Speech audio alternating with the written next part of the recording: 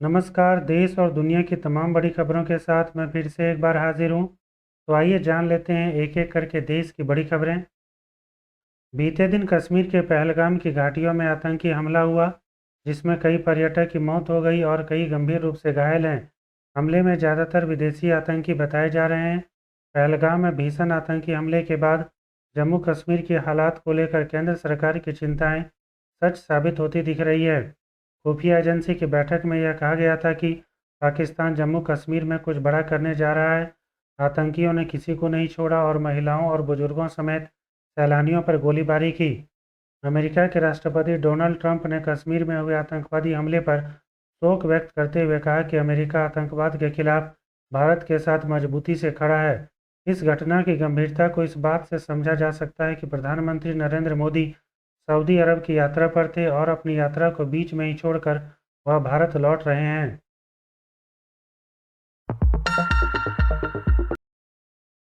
प्रधानमंत्री नरेंद्र मोदी 24 अप्रैल को बिहार दौरे पर रहेंगे।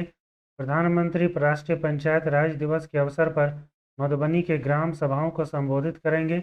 इसके साथ ही 13,500 करोड़ रुपए से अधिक की बुनियादी ढांचा संबंधी परियोजना को भी समर्पित करेंगे।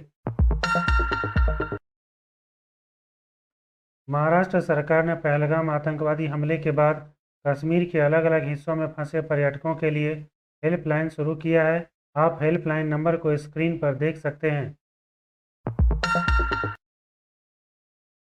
पंजाब ने पाकिस्तान के साथ अपनी सीमा को सील कर दिया है और यह कदम पहलगाम में हुए आतंकवादी हमले के बाद उठाया गया है। राज्य में रेड अलर्ट जारी कर दिया गया है। साथ ही राज्य में पर्यटक स्थलों की सुरक्षा को भी पहले से ज़्यादा बढ़ा दिया गया है। कश्मीर के पहलगाम में कुछ लोगों को धर्म पूछकर मार डाला गया।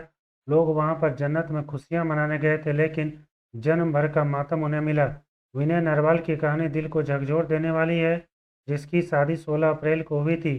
26 वर्षीय विनय नरवाल और हिमांशी की शादी 16 अप्रैल को उत्तराखंड में हुई थी और 19 अप्रैल को रिसेप्शन हुआ था। लेकिन 22 अप्रैल को आतंकवादी हमले में नेवी अफसर की मौत हो गई। नेवी ऑफिसर के शव को दिल्ली लाया गया तो वहां दिल्ली की मुख्यमंत्री रेखा गुप्ता समेत कई लोगों ने उन्हें श्रद्धांजलि दी। अब 10 साल से अधिक उम्र के बच्चे अपने बैंक अकाउंट को ऑपरेट कर सकेंगे।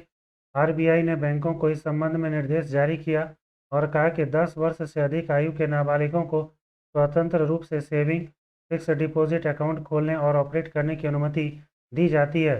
आपको बता दें कि अभी तक अभिभावक ही नाबालिग के अकाउंट को ऑपरेट करते थे। उत्तर प्रदेश में बोरवेल में गिरकर होने वाली मृत्यु को रोकने के लिए शहरों में इसकी खुदाई से पहले अनुमति लेना अनिवार्य कर दिया गया है। इसके लिए 15 दिन पहले आवेदन करना जरूरी होगा। इसके बाद ही बोरवेल लगाया जा सकेगा। उत्तर प्रदेश जल्दी ही इलेक्ट्रॉनिक्स मैन्युफैक्चरिंग का बड़ा केंद्र बनेगा। यमुना एक्सप्रेसवे के औद्योगिक क्षेत्र में प्रदेश के पहले इलेक्ट्रॉनिक्स मैन्युफैक्चरिंग क्लस्टर के निर्माण को केंद्र की मोदी सरकार ने मंजूरी दे दिया है। इस अनुमति के बाद उत्तर प्रदेश जल्दी ही देश ही नहीं, दुनिया में भी इलेक्ट्रॉनिक्स मैन्युफैक्चरिंग का बड़ा केंद्र बनकर उभरेगा। सुप्रीम कोर्ट ने कहा कि लगभग हर परीक्षा को अदालत में चुनौती देने का चलन हो गया है। यह सही नहीं है। इससे भर्ती की प्रक्रिया में देरी होती है। सुप्रीम कोर्ट ने बीपीएससी पीटी एग्जाम को दोबारा आयोजित करने की मांग वाली याचिका खारिज करते हुए यह कहा। सुप्रीम कोर्ट ने इसके साथ ही बीपीएससी 17वीं मुख्य परीक्षा को ससमय आयोजित करने के निर्देश दिए हैं, जो कि 25 अप्रैल से प्रस्तावित है। पहलगाम आतंकी हमले मामले को लेकर प्रधानमंत्री नरेंद्र मोदी ने बैठक की और इस बैठक के बाद भारत सरकार ने 5 बड़े फैसले लिए। आइए एक एक करके 5 बड़े फैसले को जान लेते हैं।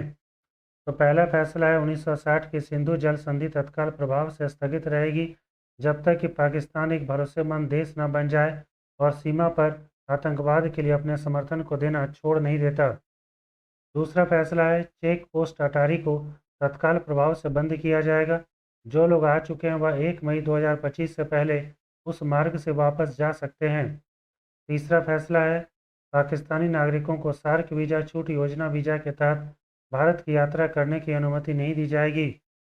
अगला फैसला है नई दिल्ली में पाकिस्तानी उच्चायोग में रक्षा, नौसेना और वायु सलाहकारों को अवांछित व्यक्ति घोषित किया जाएगा। उनके पास भारत छोड़ने के लिए 1 सप्ताह का समय है। पाकिस्तान में मौजूद भारतीय उच्चायोग से अपने रक्षा, नौसेना और वायु सलाहकारों को भारत वापस बुलाएगा। अगला फैसला है, उच्चायोग की कुल संख्या अभी वर्तमान में 55 है, अब उसे घटाकर 30 किया जाएगा। प्रधानमंत्री नरेंद्र मोदी की अध्यक्षता में इस बैठक में गृह मंत्री अमित शाह के अलावा रक्षा मंत्री राजनाथ सिंह और राष्ट्रीय सुरक्षा सलाहकार अजित डोभाल भी मौजूद थे। आप ऐसे फैसले के बारे में क्या राय रखते हैं, कमेंट में बता सकते हैं। अगर आप ऐसे ही देश की बड़ी खबरों को जानना चाहते हैं तो आप इस वीडियो को लाइक और चैनल को सब्सक्राइब कर सकते हैं।